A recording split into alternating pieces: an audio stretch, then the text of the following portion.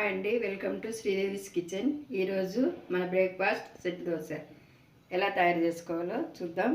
ముందు రోజే 3 కప్పుల రైసు, 1 కప్పు ఉద్దిపప్పు, కొన్ని మెంతులు వేసి నానబెట్టుకొని కొద్దిగా రైస్ యాడ్ చేసుకొని గ్రైండ్ చేసుకోవాలి. నైట్ అంతా నాననివ్వాలి. పిండి ఇలా పొంగుతుంది. తగినంత తీసుకొని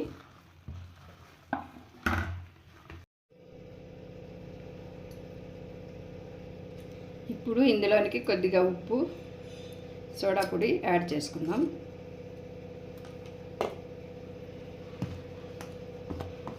ఇలా బాగా కలుపుకొని పెనం వేడైంది. ఇప్పుడు దోశ వేసుకుందాం.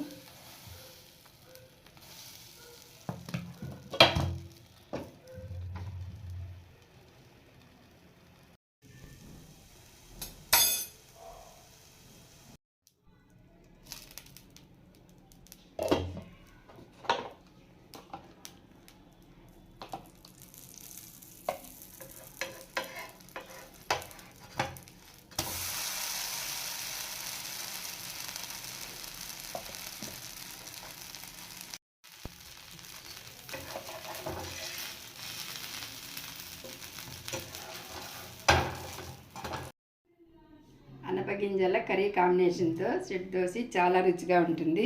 ఒకసారి ఇలా ట్రై చేసి చూడండి. Thank you for watching. Please subscribe to Sridevi's kitchen.